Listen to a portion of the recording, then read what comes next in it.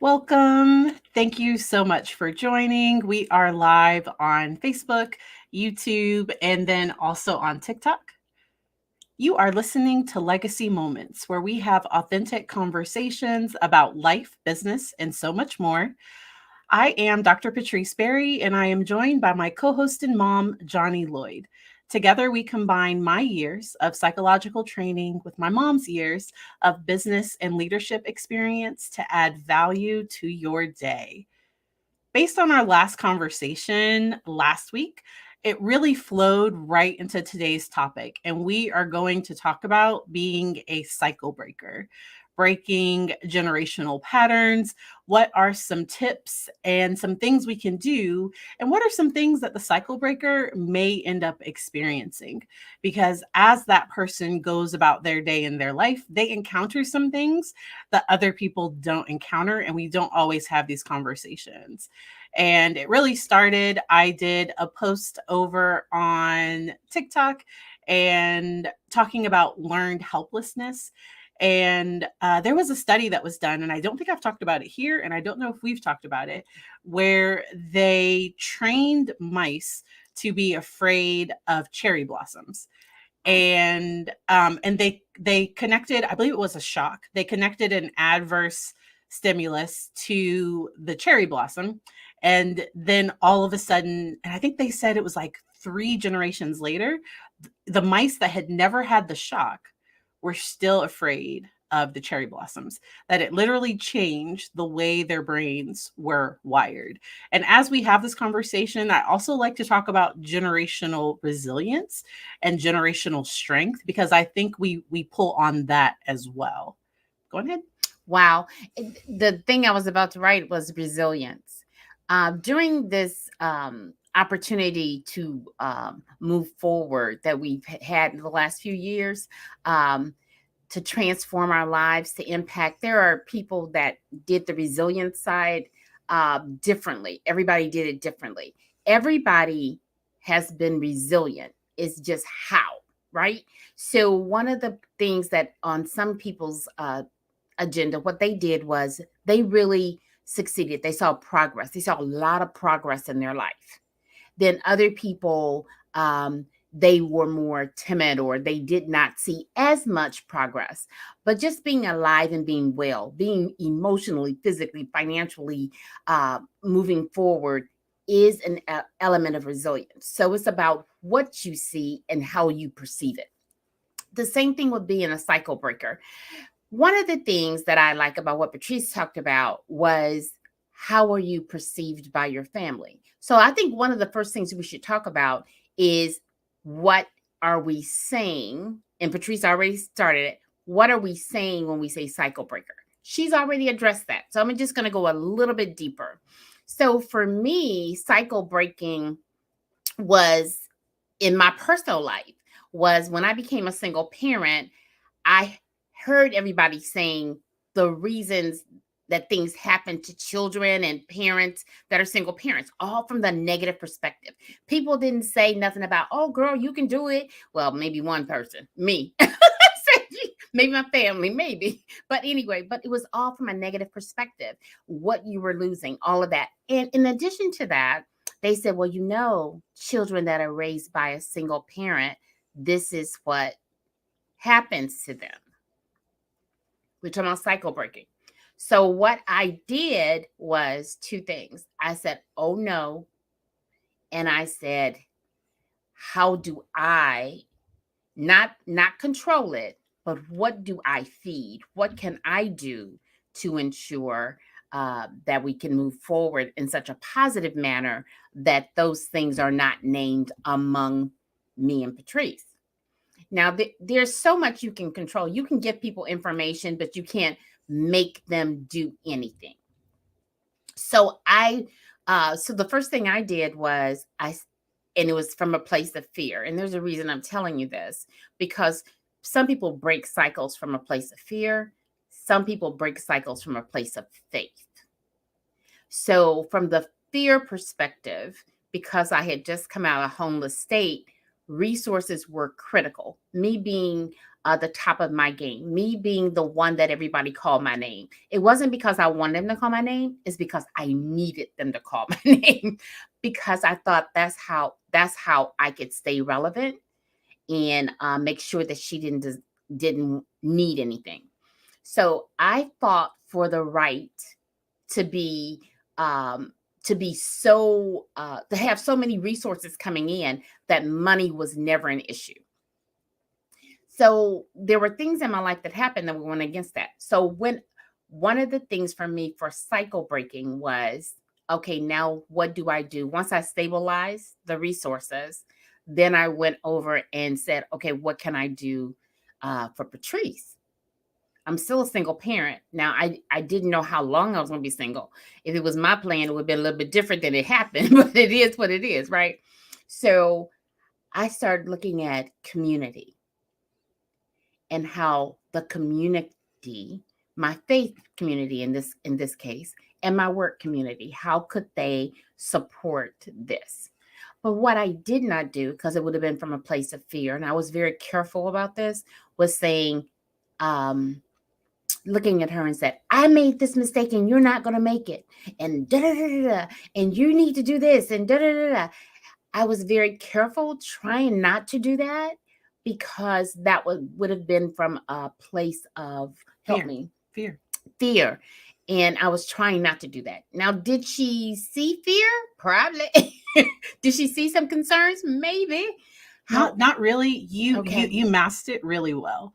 And really, so people are always asking me, often not knowing that I was raised by a single parent, especially when I'm live on TikTok. People will ask questions about how do you feel about people raised in a single parent home? And the thing I say is, I am grateful. I would not be as healthy as I am if my parents had stayed together. They both needed to do their individual work, and they were not capable of doing that work together. Yeah. It just wasn't going to happen. And so if people, because I think sometimes people stay in toxicity thinking it's better for kids, because that's often the research. Those are the things that people talk about. I'm a licensed psychologist, and I'm here to say, if the two people are going to work on it and they're going to change and they're going to lower the level of toxicity in the house, then kids do well. But if those two people are still going to yell, scream, blame, shame, display all of these things, and if the child is going to see how this person is treating the person they say they love, then that creates more of an issue. And kids do best in homes that are stable, safe, where they feel seen, loved, and heard. And I had so many people over on social media. I did a post about that, and they commented that they despised the parent that stayed and the parent that thought they were protecting them, the parent that thought. And I acknowledge not everybody has the resources to leave. Not everybody is in a place.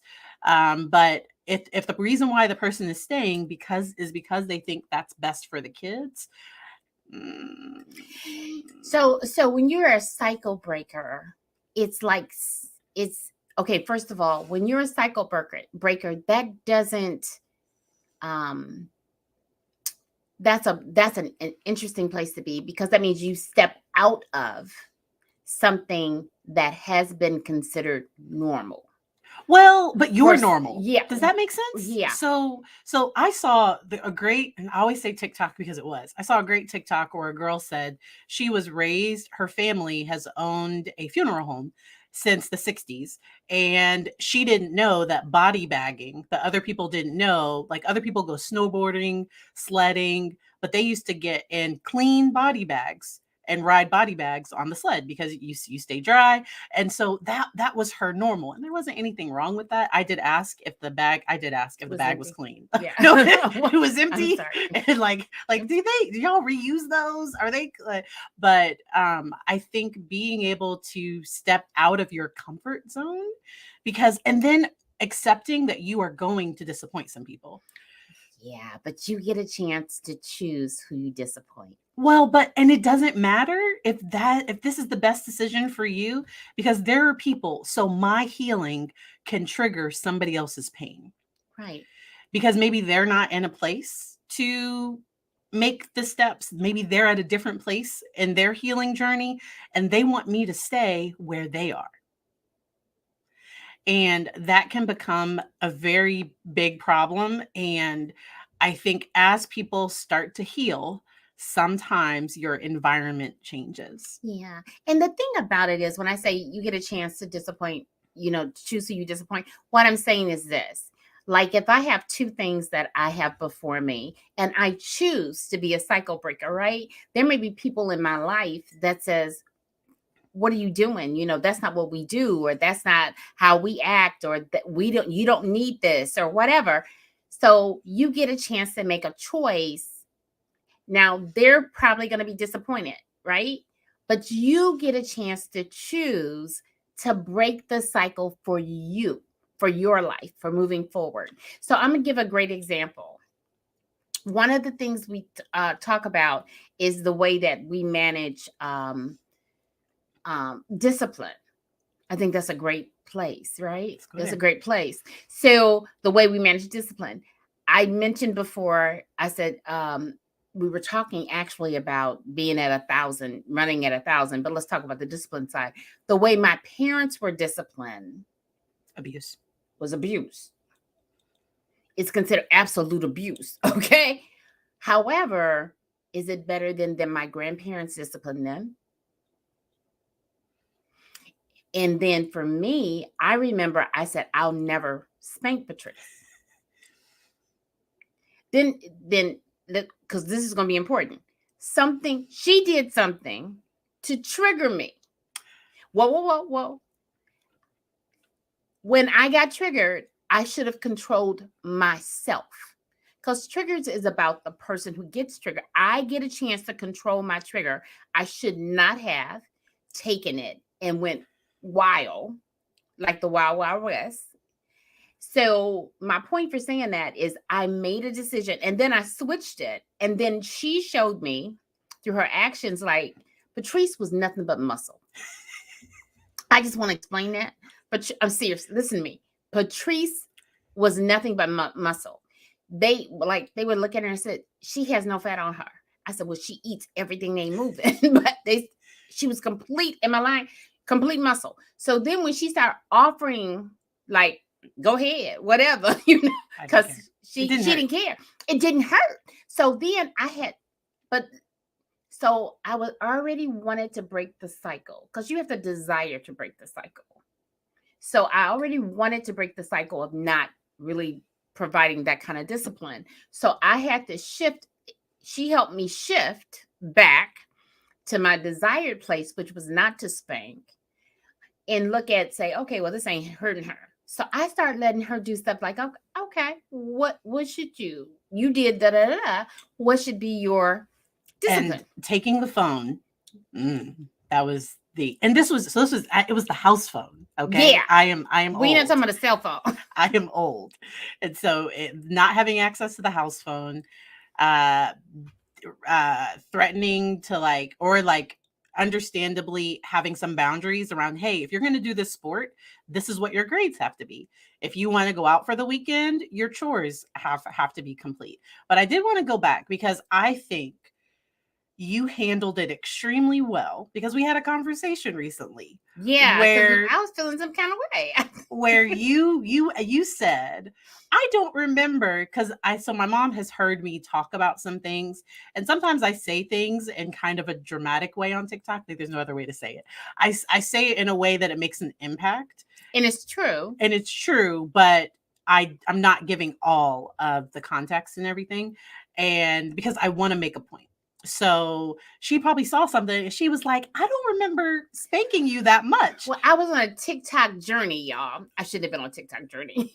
I was on TikTok. I don't know. It just kept on going. And I said, every time I turn around, she's talking about what girl? So this is important.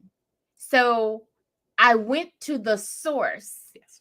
Because this is the deal with our life. When we talk about cycle breakers or whatever, remember, your belief system is based on things that happen, things that you were told that happened, and your perception of what happened. Did you hear what I said? those three areas. It's not just because it's the story that we tell ourselves. So I was trying to get into her story. What is your story about this? But I want to say you came with an open mind and an open heart. Yeah. You didn't come defensive. No. Because often people, I know her. Often people come thinking that didn't happen. I now need to change the narrative of what you think happened. Right. And I came with receipts because she was like, I never spanked you. The last time I spanked you, we were in Okinawa. And then she reminded me, and I said, oh, that's right. but let me tell you the importance of it. It was a conversation that we needed to have. And neither one of us was upset during it. Because there are times when she wouldn't have had this conversation with me if I was yelling, screaming, if I was approaching her in a disrespectful way, or if she was coming with a closed mind thinking, oh no, you have to think the way I think. So I'm going to step back. So people want to be friends with their children.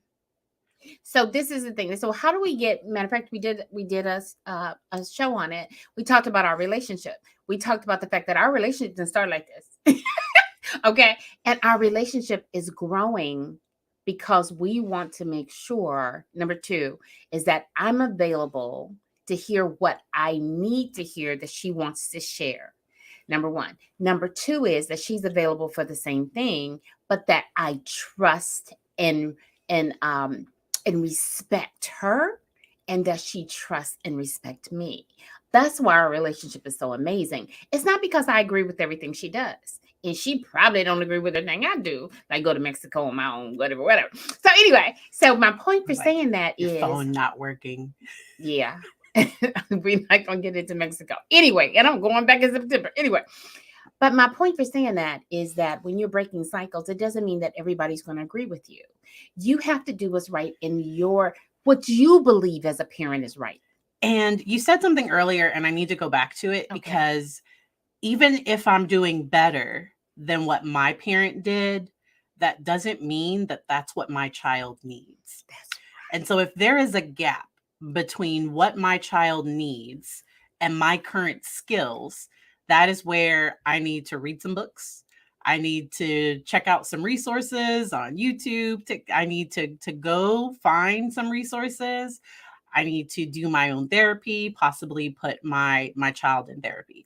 Because I know even for me, so having a kid, being a parent is the absolute hardest thing I have will ever do. So I'm a licensed psychologist specializing in working with children and teens, but I work with them once they're 6 because 6-year-olds are starting to become capable of like rational thought.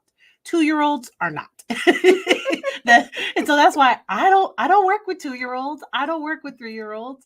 And because I was always serious when I said the young years, 0 to 5, are my least favorite years. Because now there are amazing things about it, but I needed so much support, so much help. And so the resources and tools that I share, those are things that I practice. Those are things that I'm growing in and learning for myself. And so I don't want people to say, because I did the best I could, that I understand that and I can accept that, but that's not where the story ends. That's not where I stop. Actually, it's where the story begins. When you come to the table doing the best you know how to do, then what you do is you get support, like Patrice just alluded to. So let's talk about it from the financial perspective, not just children. The same thing in the financial realm. If you're generationally, there has been a financial issue, right?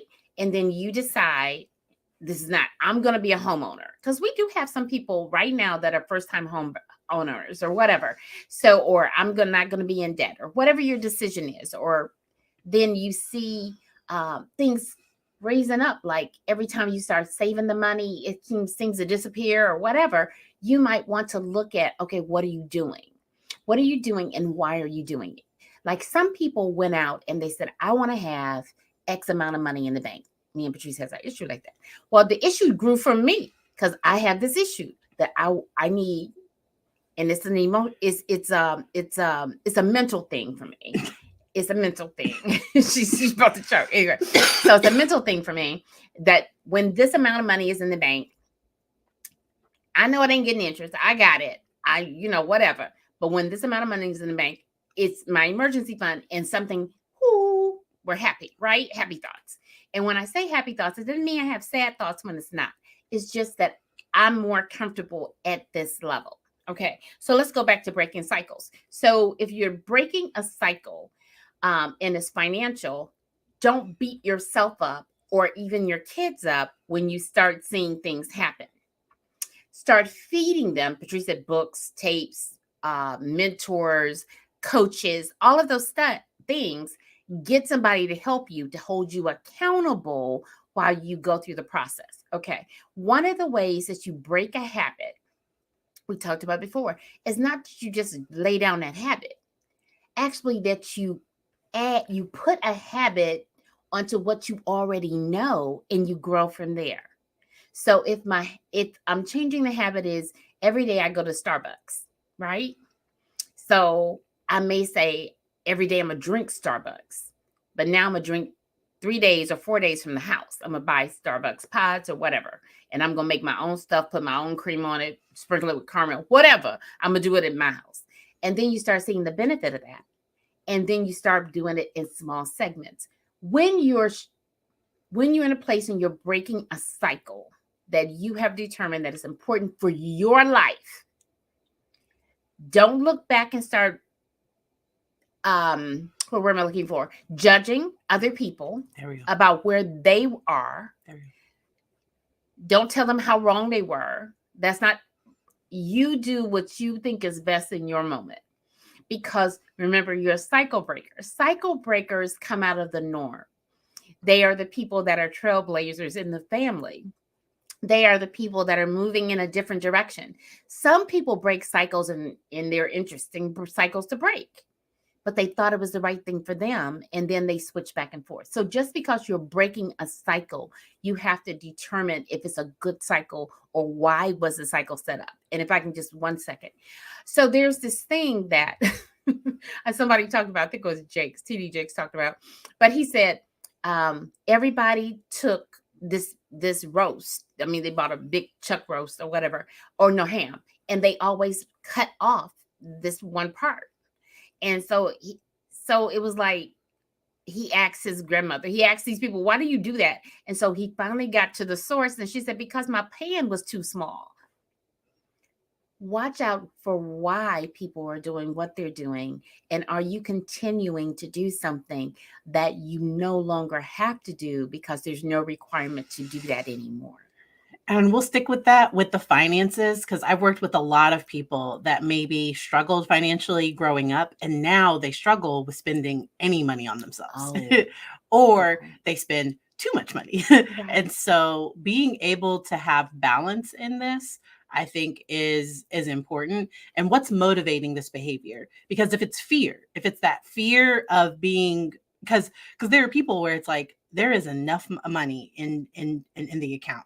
And I'm saying this as I kind of preach to the choir, because I like a certain level of stability. And sometimes things happen or things change where it's like, okay, I might not always have this level of comfort, this level of, I know that I know.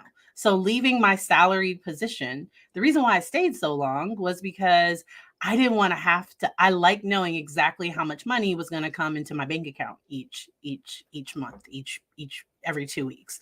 And I was able to still set that up with my business, that I was able to set up a salary where I know exactly how much I'm the minimum that I'll get. And then because I'm the boss, I get to also write bonuses. I get to contact my accountant and say, ooh, the account's looking good. Can you put a little bonus extra? I need a little bonus this month.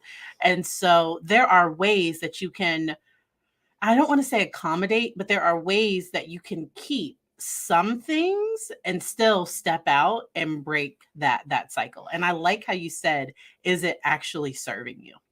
And that's the key. Is it serving you? And then this is the other thing. I see the way that Patrice does her money, or the way that she started her business. And for her to launch out, I'm a proud mommy, all right? I'm a proud mommy. But in addition to that, I can see also how her life has transformed. Because usually cycle breakers really doesn't, it's like breaking through the channel, a dam. You know how a dam is holding back water and then somebody opens the dam and this gush comes out. Sometimes it happens like that. And then sometimes the dam only has a little pebble and it only has a small drip. So just because you're breaking a cycle, you may not be seeing the results that you think should happen based on your intentionality of it. However, keep on moving because water rises to its own level. Things will be impacted, things will move forward, and give yourself space to tweak. Don't, no blame, no shame, and don't force it. When I say don't force it on others. Yeah. Remember that you are the trailblazer. You are the one. And when people will see you and they'll say, wow, what's different? What are you doing different? And that will typically encourage them. But more than anything, encourage yourself. I like that. But the one thing I do for parenting is if somebody is going to be around my child without me being present, you do have to agree to do things our way because we are looking at, because people often ask me that question. I'm gentle parenting or I'm doing conscious parenting. And there are family members that won't abide by that. And so it's like, how do you handle that? And if you're in a position to set some boundaries up around that, then I think you set some boundaries up. But as you break those cycles, as you do things different, you'll be pulled to go back to the status quo because what you're used to feels right. This new thing is going to feel different. It's going to feel, it's not going to always feel. And so being prepared for that, which is why I'm glad that we're being open and honest saying, hey, as you do this, be ready for when people disagree with you. Be ready for when people disapprove. Be ready that, hey, some people are going to say you're this, you're that. Oh, you think you're this, you think you're that. And just be prepared for that because once again, I work with a lot of people that other people that are still in that cycle will give them advice that will keep them there. And so be careful who you're going to for advice and support as you're breaking some of these cycles. And then this is the thing I'll say is that I see someone said breaking generational curses is something else. It is absolutely something else. But this is what I'll encourage you to do is when you look at it, look at your why. Yeah. Look at your why. Why take a generational cycle break. Take the thing that you're going to break. Don't look into what I'm going to break these 15 things at one time. Don't do that. Don't do that. That's like overload. And what it does is set you up for a lot of anxiety and stress and that kind of thing. So look at make the main thing the main thing. If right now the cycle that you want to break is financial, then go intentional against that financial piece and start working that out. You will see that other things, generational curses, other cycles will be connected to that. And you'll see some of those rise up and shift as well. So look at the main thing in your life, not somebody else's. Look at what's happening in your life and see what is not serving you well as you move forward from where you are right now. There's stuff I teach. I teach the Shamgar principle. And the Shamgar principle is start where you are, use what you have, and do what you can. The same thing as a cycle breaker. Start where you are. No blame, no shame, all of that. Look at where you are and say, what is it that is not serving me, my family, whatever, moving forward? What don't I want to live as a legacy or leave as a legacy? How do I want to shift this? And then move forward. Take the first step. And you say, how do you do it? Take the first step. Don't sit back and say, well, when And I'm gonna give you an example I thought of this morning, because y'all be in my head. So one of the examples is, how do you want to help your children for school as far as it's concerned, as far as education? Is what popped in my head this morning. And then I said, some people want to say, well, I don't know what to do, so I'm not doing anything yet. No, start with the 529 program. Start with something. Start with the small savings account when they're born or when they're really young. Start with that account, instead of buying them. Okay, so I'm going to say this. Y'all can, comment however you want to.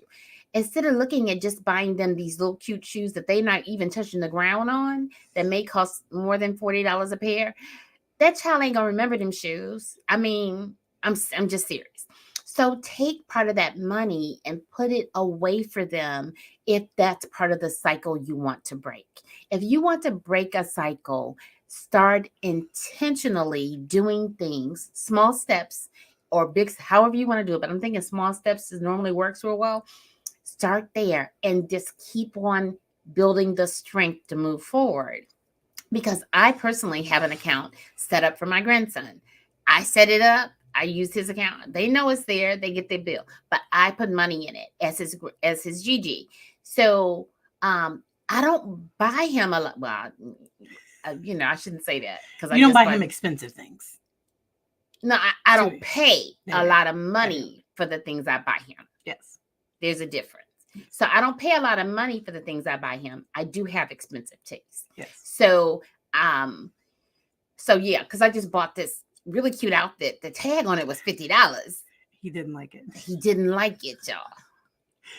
And of all the stuff, he didn't like it. So sometimes as GGs, grandparents, whatever, we buy children stuff, and he's sitting here telling me, and Patrice is being so sweet. She said, "Be grateful." He says, "You like this?" No. Well, but it was the way he could say he no. wanted to play. Yeah, he wanted to play. He wanted to do something else. But my point for saying that, part of it is sometimes when we're trying to break a cycle, let's say we want, we didn't have a lot growing up, so we want to give our children a lot. If it's not something that means anything to them, be careful with putting on. That's good. Putting on what you want as a person onto someone else and saying it should be important to you because it's important to me. He didn't like it. So I found my receipt this morning. I'm going to take what he don't like back. It's okay. My money likes my bank account. It's okay. But my point for saying that again, I'm going to go back to the real point. The real point is, be careful as you break cycles to break them from a faith perspective, not a fear perspective. Even as it relates to financial, don't pressure and push on lack. Push on abundance. Abundance in little things. Let them know that they have, like if a child has way too much, you only wearing whatever. Well, we're going to take this stuff and we're going to give it away to someone else who needs it. I love what Patrice do. Around his birthday, they go through his toys and his toys. Anyway, they go through his toys and and he's a part of it. He knows it. He knows it. But look at the abundance mindset he has. He said, I have so much that I can give to other people. So help us help him by that. But the same token is, as a parent, just because I like a lot of stuff, because I'm always doing stuff, but I do little things. And when I find out he didn't like it, that's okay. So don't put your, as a parent, as an adult, don't put our empowerment, our decision to break this cycle. Make sure it comes from a place of faith. And you may feel some fear as you go through it, but you control that and build on faith. And then also, as you're going through your process, remembering there's a difference between feedback and criticism. Ooh. And that comes on both sides. So if somebody's coming to me saying, hey, this is how what you did impacted me. So when they focus on what I did, okay, that is feedback. If they say, oh, you don't, like if it then becomes a personal attack, then that is criticism. And that tends to not be particularly helpful. But if I'm focusing on, hey, this is what happened, and this is how it impacted me, And there is a big difference between somebody, but when I'm getting feedback, sometimes I can interpret it as criticism, especially if it happens to me most with people that I love and care about, where I have to breathe. When they're telling me something that's hard to hear, it's like, ooh, because I would never hurt one of my family members on purpose. I would never want to do any of those things. And so, um, relationships are mirrors, and they will always show you parts of yourself that, so I can't see the back of my hair right now. The back of my hair, I can't see it, but she can. So if she said, and this happened last week, if she's like, "Hey, you have one piece of hair," it was bothering me, y'all. it It bothered me. It bothered me, and I was trying to fix it. I almost want to just cut it off. And so, but feedback is addressing something that you actually have the capacity to change. So if my mom was looking at me saying, "Oh, I don't like the way your lips are," I don't know, like something that I can't change. Like, it's like, I'm not gonna change that, then that's not particularly helpful. So I think sometimes within our lives, acceptance isn't approval. Acceptance is not approval. And there will be people in my life that they're gonna do what they do, be the way they are, but then I get to set boundaries around, okay, I'm only going to see this person so often. When I go to visit, this is going to be my exit strategy. Here's how I'm going to handle this. And because it's still important to me to have a relationship with this person, it's still important to me to maintain this. And if it's not important to me to maintain that, then I might decide to let it go. But I did just want to mention that for when somebody's coming saying, "Hey, this is," especially to an older generation, listening to the younger generation, because there were some beliefs with my mom's generation where it's like, kids don't have a voice, kids are seen but not heard. And she never did that to me. So she always taught me that I have a voice, that I was in rooms with grown-ups and at like 11, 12, 13, and I was adding to the conversation, and often right. um and so being able to if you're really going to break it, you have to be open. Yeah, and the thing that as you are open, ensure that your boundaries, Patrice alluded to, but I don't want us to miss it, that you have pre-established boundaries. Hear me. Pre-established boundaries before you get into the situation.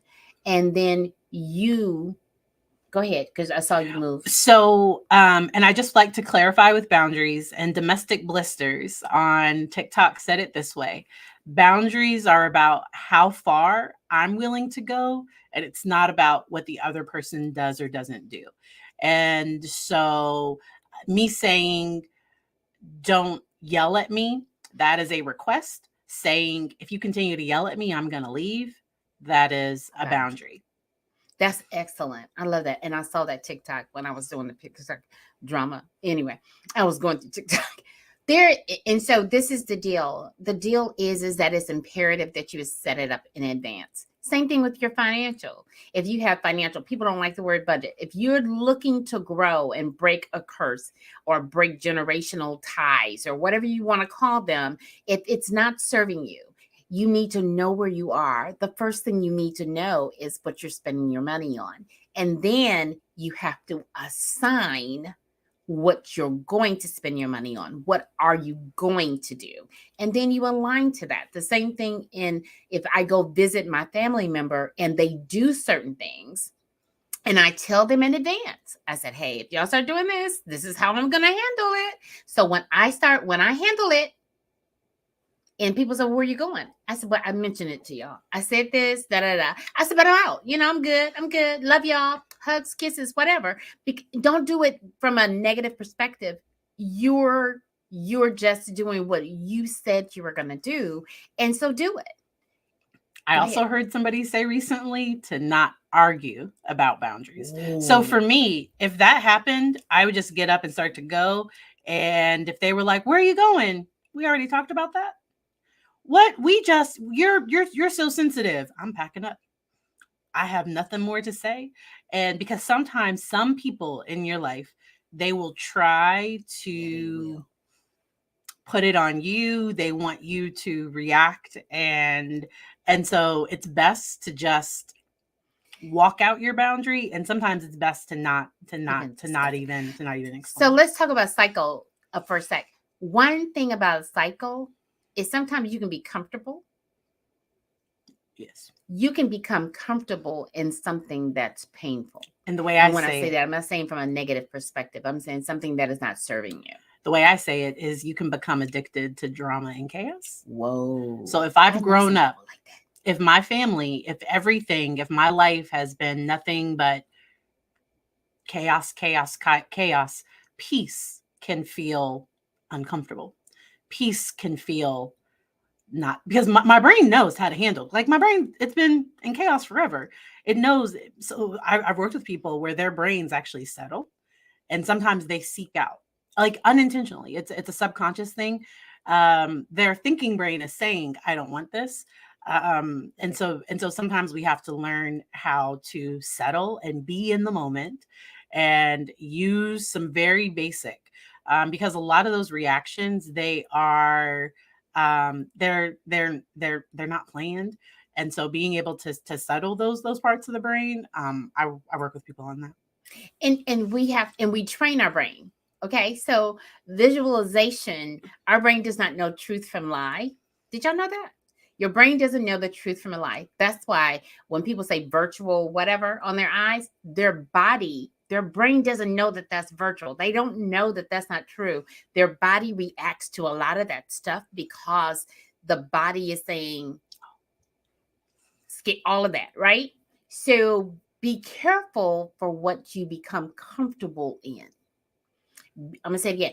Be careful for what you become comfortable in, because when you start breaking cycles, what happens is one of the first things that can happen is you become uncomfortable. Yes. Because you're stretching.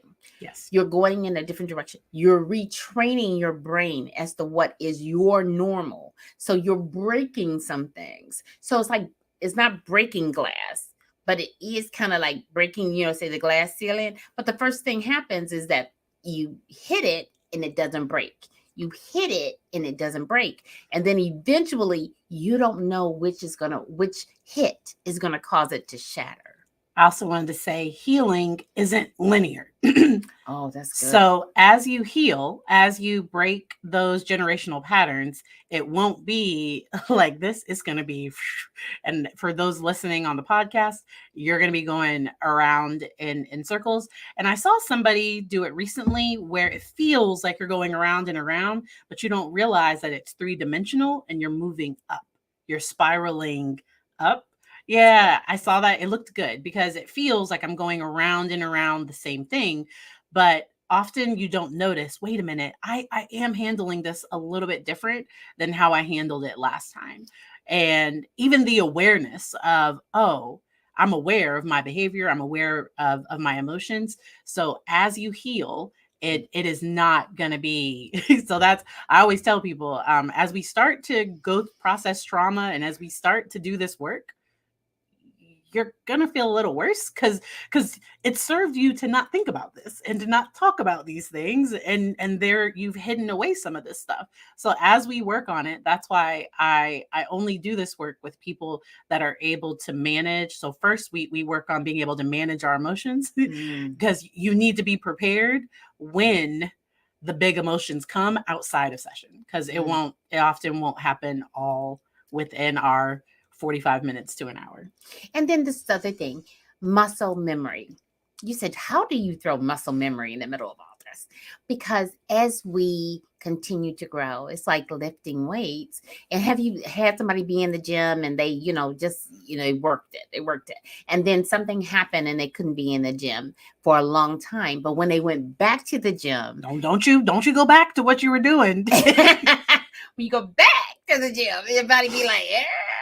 But your muscles is saying, wait a minute, I remember this. So that's the deal. The same thing is muscle memory. Our brain is a muscle. Do you know a brain is only 3 pounds of muscle? It's It's your brain, and there's so much power in it. Okay, so this is what I'm gonna tell you. Because I'm always reading. I love reading, y'all. There's this book called Mark II Hair on Fire, or something on fire, Mark II on fire. So, and I can't think of the author, but that if you pull that up, but this is what he said the other day. He said, all people, all children are born, and within just their brain is just clear. They have the brain, but it's clear. So they learn things. They learn. They are taught things, and they learn as they move forward. A brand new baby does not think, oh, I can't be a millionaire. A brand new baby doesn't think like that. A brand new baby doesn't think about limiting thoughts or ideas. That comes in from the things that they eat, the things that they see, the things that impacts them, right? So this is what I'm gonna say. He said, give yourself permission to say what you have believed about this chain, that it's wrong. Give yourself permission to say that is not what's happening, and then reform, transform, and build on what your new you is. He said, and it's hitting me because what happened is that I keep on getting to a space, and I get to a certain weight, and I do something to go back up. I do something, I eat. I eat or don't exercise, right? So, but however, there's something in my brain that's comfortable at the other size, right? Because I've been there for so long, right? So your brain will work with you when you work with it. So visualize and feed it at the next, whatever you're believing for to break. Don't concentrate. People have never, and this is a different speaker, but people have never become rich by studying poor people. You don't study what you want. So if you want healing, if you want to do things different, study people that are doing what you want, because it feeds your brain. Yeah, I love that. Thank you all so much for listening. Like we said, we do this here on Facebook Live, YouTube Live, and also live on TikTok Thursday mornings at 9:30 a.m. Thank you so much to Chanel and William and Elder Betty, William. Thank you. Ether Shakur and Christine, and then also everybody over on TikTok. Thank you all so much for joining us. If you have questions as we're doing, please let us know. And if you're listening to the replay and you have questions, please let us know. And we hope you enjoy the rest of your day.